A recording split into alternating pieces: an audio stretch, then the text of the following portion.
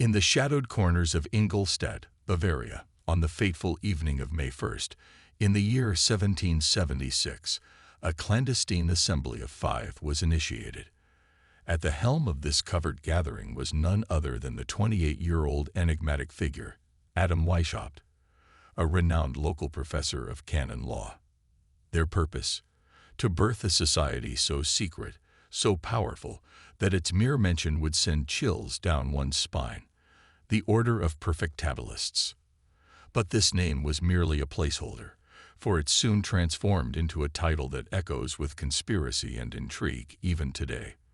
The Order of the Illuminati, or in its native tongue, the Illuminati Order, signifying the Order of Enlightenment. The society's emblem, a mysterious owl of Minerva, tied them to Athena, the ancient deity of profound wisdom.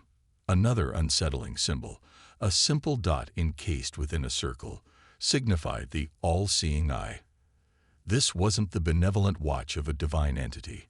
Rather, it symbolized an overpowering, ever-present gaze of undisclosed, enigmatic superiors, to whom the Illuminati owed their allegiance.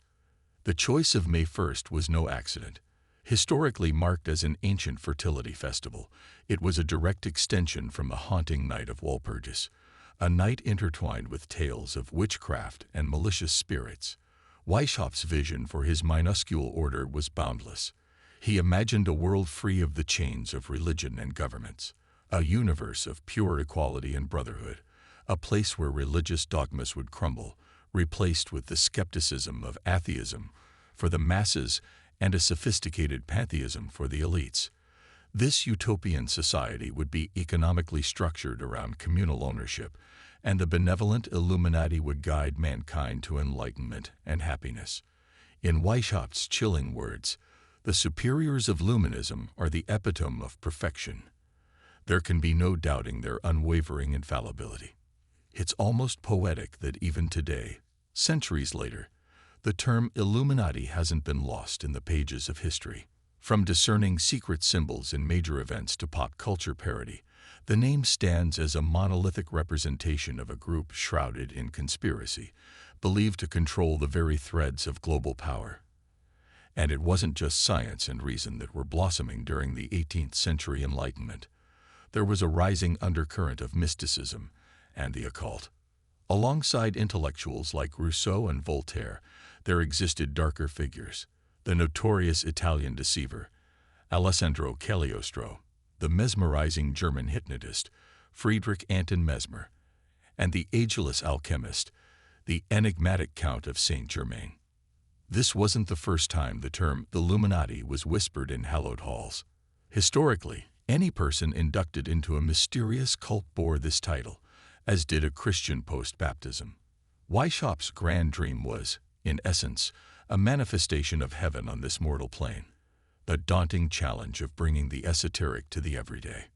Delving back into the annals of time, the concept Weishaupt championed wasn't novel by any stretch.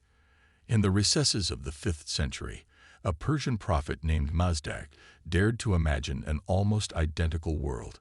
This vision can be likened to the millennial paradise that countless souls believe Christ will manifest upon his divine return, or the utopian realm Jews envisage with the coming of their Messiah. However, Weishaupt's idyllic empire was distinguished by a crucial detail. It would be birthed not by divine entities but by mortals, albeit the illuminated ones. His groundbreaking deviation from this age-old theme was his strategy. Shunning the norm of open advocacy, mass movements, or confrontations, he championed the art of shadows, conspiracy. With an unwavering conviction, Weishaupt proclaimed, "Our order's might is woven into its very concealment. It must never dawn in any domain under its true banner, but always masquerade beneath another designation, another guise." But beyond these cryptic tactics, doubts clouded the horizon. Was Weishaupt genuinely the puppet master of this grand conspiracy? Or was he merely a pawn, a cog in a much larger, more formidable machine? The eminent occult and Masonic scholar, Manly P. Hall, pondered this very question. In his writings, he posited that the Bavarian Illuminati was merely a chapter, a fragment of a more colossal narrative. To Hall, Weishaupt seemed a mere disciple, serving an elusive higher purpose, and behind him lay the intricate webs of secret schools, groups whose lore and influence ran deep and vast. Although Weishaupt's Illuminati, on the surface, seemed fleeting, barely gracing history for a decade, their legacy was anything but transient. Many would be tempted to label them just another historical failed ambition, yet the intricacies lie deeper. The Illuminati, unlike many clandestine organizations of the past, were never truly unmasked or held accountable. Weishaupt himself continued his arcane endeavors, plotting and influencing, until he breathed his last in the year 1830, having lived a long life of 82 years. If one recalls his own words about the order's strength in concealment, how they would eternally operate under alternate identities, one wonders, can such a society ever be truly eradicated? Historical records suggest that the exposure of the Illuminati might have been their most significant boon. After all, in infamy lies fame. Their once secret name echoed across lands, capturing imaginations and kindling both intrigue and revulsion. Some theorists even speculate that Weishaupt, in a masterful move, orchestrated the very leak of the society's existence. Was this exposure, then, a calculated step in his grand game? So, who was this enigmatic Adam Weishaupt? Born Johann Adam Joseph Weishaupt, he bore no ties to Judaism or any Jesuit order, contrary to some claims. The tapestry of his life was woven with threads of academia. The son of a prematurely deceased lawyer, he was entrusted to the tutelage of his godfather, Baron Johann von Eichstätt. Eichstätt, a paragon of Enlightenment thought and the lay director of the Jesuit-run University of Ingolstadt, provided young Adam with an invaluable treasure: access to a vast collection of prohibited and arcane tomes. Under this tutelage, the seeds of Adam's future were sown. By 15, Adam walked the halls of Ingolstadt University, pursuing the law like his late father. Graduating at 20, his prodigious intellect landed him a professorship at the very same institution. With roots deep in the German intellectual establishment and an education steered by the stringent Jesuits, he was groomed in the art of casuistry. This art, a method of using reason to endorse questionable or ulterior motives, especially in moral spheres, effectively schooled him in the realms of propaganda. Weishaupt had internalized a vital, yet often glossed over tenet. Reason's voice may not always advocate for mercy, but at times it echoes the chilling imperative of leaving no trail or witness behind. The Jesuits, shrouded in mystery, functioned almost as an enigma nestled within the confines of the Catholic Church. Reporting solely to their superior general, they moved in shadows, engaging in strategies both noble and nefarious. Their operations, eerily reminiscent of the medieval Knights Templar, spanned from political conspiracy to even the dark arts of assassination. Like the Templar Knights, the Jesuits too amassed colossal wealth and influence. However, such power seldom exists without igniting envy and trepidation in others. While the Templars met their demise amidst accusations of heresy and blasphemy, the Jesuits too teetered on the brink. In the year 1773, Pope Clement XIV felt the weight of persuasion and took the unprecedented step of abolishing the Jesuit order. For Weishaupt, this was not a setback, but a serendipitous turn of events. The stage at Ingolstadt now set for his ascent, he rose to the esteemed position of deacon of canon law. Yet, as he climbed the ranks, he reflected on his Jesuit mentors with a mixture of both scorn and reverence. His eventual leadership of the Illuminati eerily mirrored the authoritative clout of the superior general. This sparked a theory among some. Was the design of the Illuminati and its secretive nature borrowed directly from the Jesuit blueprint? This led many to speculate if Weishaupt, despite his overt actions, remained a Jesuit in spirit, covertly furthering their agenda. So, what was the grand design that Weishaupt meticulously wove? Above all, he held an unwavering obsession with the allure of secrecy. Of all the instruments at mankind's disposal, he mused, none sway as powerfully as a veiled enigma. Such insatiable curiosity of the human psyche is an undeniable force. Observing the myriad games and manipulations of covert societies, he aimed to harness this inherent human frailty towards a more noble end, the betterment of humanity. He astutely recognized that mankind coveted prestige, and that granting them entry to secrets, whether genuine or illusory, could be a potent tool for influence. Surveying the landscape for an existing fraternity that could cloak his nascent society, Freemasonry stood out. Weishaupt opined, "The masses have grown familiar with it, expecting little, hence overlooking its undertakings." While he scoffed at the superficialities of conventional Freemasonry, he couldn't ignore the fervor of its constituents, the cohesiveness of its lodges, and the tantalizing secrets binding them together.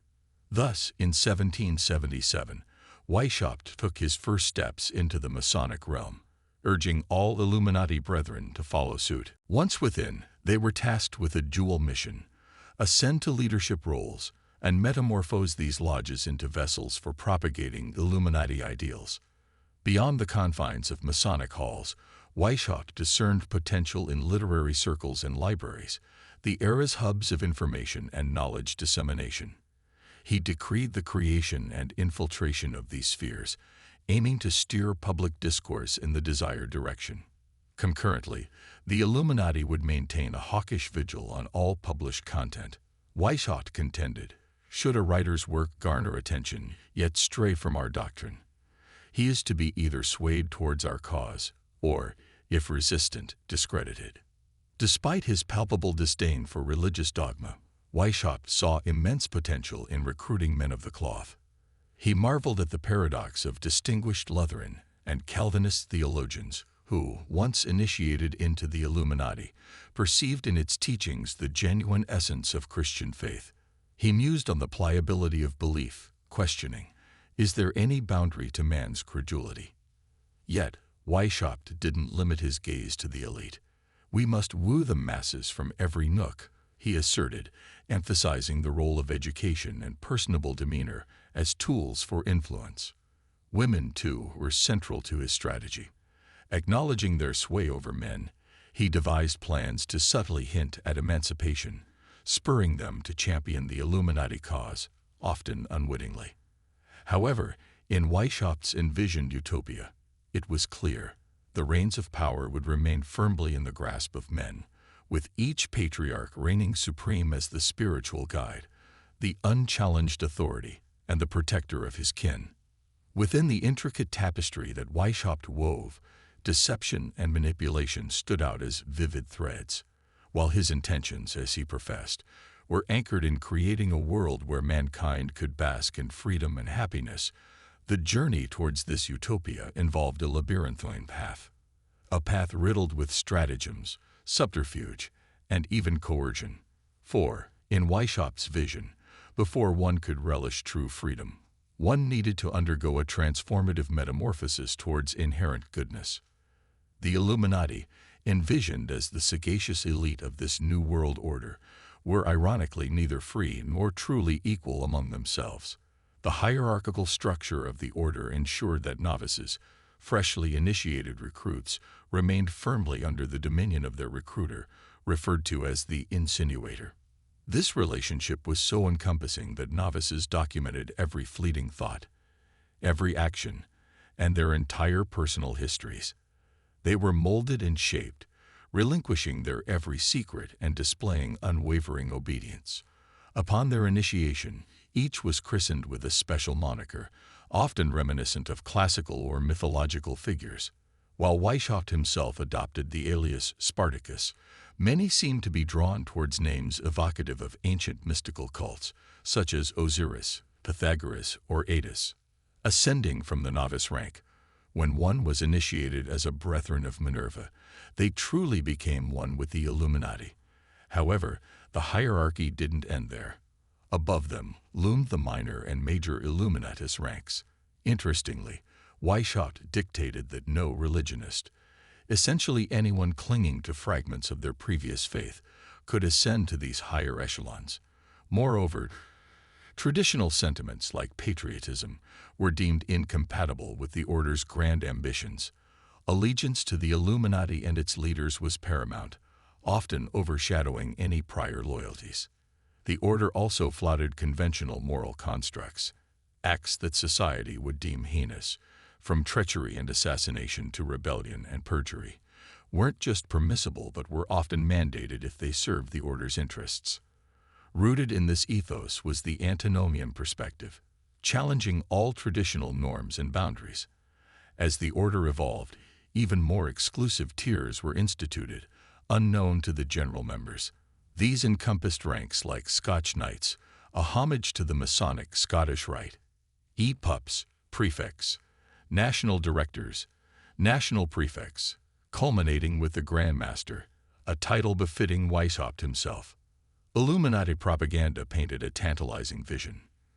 Liberation from religious biases, cultivation of societal virtues, and the ushering in of universal happiness in an egalitarian world devoid of the trappings of rank and wealth. If these ideals sound eerily familiar, it's because they reverberate with the promises of subsequent communist ideologies. A mere coincidence, or perhaps a lineage of thought? So when the grand theories and visions met reality, how did Weishaupt's intricate plans fare? Pioneering conspiracy researchers, including the likes of Terry Melanson of the Conspiracy Archives, estimate the number of confirmed Illuminati members to range from 450 to as many as 2,000, a significant rise from the original quintet. However, in the world of covert societies, it is the caliber of members rather than sheer numbers that holds sway. The Illuminati's roll call reads like a veritable who's who of the 18th century intelligentsia, encompassing a myriad of professions from law and academia to literature and theology. Renowned names like Johann von Goethe, the luminary behind Faust, graced the list. Von Goethe, in his esteemed capacity, advised fellow Illuminatus, Duke Karl August of Saxe-Weimar. The rank and file of the Illuminati were peppered with an impressive array of barons, counts, and even higher nobility, while the common populace, the peasants and laborers, were conspicuously absent. A few outliers like ex-Jesuits, pagans, and Jews found their way into the order. Geographically, while a significant majority hailed from Germany, the order's tendrils reached Austria, Hungary, Switzerland, France, Denmark, Russia, and an especially active contingent in Naples, Italy. This Neapolitan cell even played a pivotal role in the inception of the ephemeral Parthenopean Republic in 1799. Weishaupt's recruitment strategy seemed uncannily prescient of modern influencer culture, prioritizing individuals who shaped public opinion. His Illuminati largely represented the burgeoning middle class of the Enlightenment era, straddling between the haves and the elite. They possessed just enough to whet their appetite, leaving them yearning for more. The individuals constituting the Illuminati exuded an overwhelming sense of ambition, coupled with a palpable resentment. This unique blend of traits can be commonly identified among the frontrunners of most revolutionary movements throughout history. Figures such as Karl Marx, Vladimir Lenin, and Fidel Castro would have likely felt quite at ease amidst the Illuminati, recognizing in them kindred spirits. Yet, for all its veils of secrecy and clandestine operations, Weishaupt's esteemed order seems somewhat ephemeral upon closer examination. However, much like water that evaporates, it doesn't truly vanish. It merely transitions and relocates. Facing immense pressure primarily from the influential circles of the church, Karl Theodor, the ruler of Bavaria, issued a ban on the Illuminati in the years 1784, 1785, 1787, and once more in 1790. This recurring effort to clamp down on the order underscores how suppression was neither straightforward nor completely effective. While the heartland of Bavaria experienced these suppressive measures, in other regions, the Illuminati thrived relatively undisturbed. Weishaupt managed to escape the tightening noose, finding refuge in Gotha under the protective wings of its Illuminatus ruler, Prince Javier von Zwock. Among Weishaupt's inner circle, one of his most trusted lieutenants underwent a brief incarceration, only to escape to the bustling streets of Paris in 1786. Shortly thereafter, Johann Bode, entrusted by Weishaupt as the executive secretary of the order, also relocated to Paris, further fortifying the Illuminati's reach and influence. The unveiling of the Illuminati's secrets can be credited in part to the revelations of a disillusioned member, Baron Adolf von Knigge. This former ally grew increasingly critical of Weishaupt's autocratic and inflexible leadership style. Knigge even levied accusations that Weishaupt was engaging in covert Jesuit practices. It is essential to understand that the term Illuminati was not exclusive to Weishaupt's order. Its roots can be traced back to the mystery cults of the Roman Empire, signifying the enlightened ones. The allure of Illuminism was far-reaching and not confined to the Western world. In the 16th century, in the region now recognized as Afghanistan, a mystical brotherhood named the Roshaniya, or Illuminated Ones, emerged from the shadows. This secretive fraternity was distinguished by intricate initiation ceremonies and was founded by the Sufi warrior mystic, Pir Bayezid Khan. Khan was a vocal critic of secular rulers, including the formidable Mughal emperor, and he passionately advocated for the dismantling of the established order. His vision was the establishment of a new global order, grounded in communistic principles, where men and women would coexist in harmonious equality, shepherded by a benevolent, enlightened elite. This idealistic narrative resonates with the tales of other Illuminist groups from various corners of the world.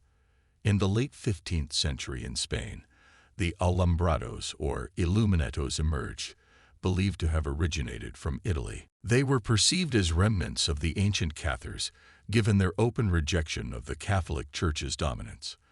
Guided by ethereal visions of angels and revered saints, these Spanish Illuminati embarked on a spiritual journey to attain divine knowledge and a blissful union with God.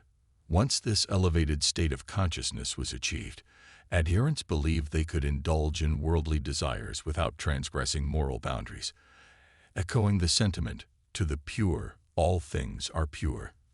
This belief, however, led to insinuations that the Alumbrados were merely a facade for hedonistic practices. The Inquisition intervened, outlawing the Alumbrados in 1525.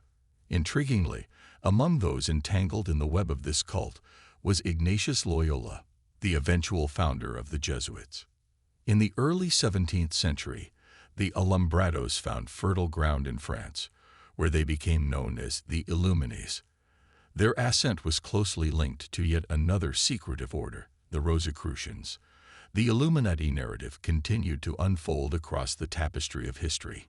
In the early 18th century, another group, the Illuminés, made their presence felt in the remote Cavans region of southern France, opposing both the French crown and the Catholic Church. Some members sought refuge in England, subsequently forming a sect known as the French Prophets. These prophets later intertwined with esoteric Masonic lodges. Later in the same century, an occultist named Joachim Martin de Pasquale founded the Order of Knights Masons, elect priests of the universe in France. Their beliefs were an amalgamation of ancient Jewish mystical traditions, such as the Kabbalah, ritualistic magic, and the teachings of the Swedish mystic, Emanuel Swedenborg. This movement managed to spread its influence as far as Russia, where they thrived in Moscow until the reign of Catherine the Great in the 1790s. As centuries rolled by, the tales and legacies associated with the Illuminati continued to evolve and adapt. A notable early literary nod to this enigmatic group can be found in Mary Shelley's 1818 novel, Frankenstein. The backdrop of the narrative, Ingolstadt, coincidentally is also the birthplace of Weishaupt's Illuminati.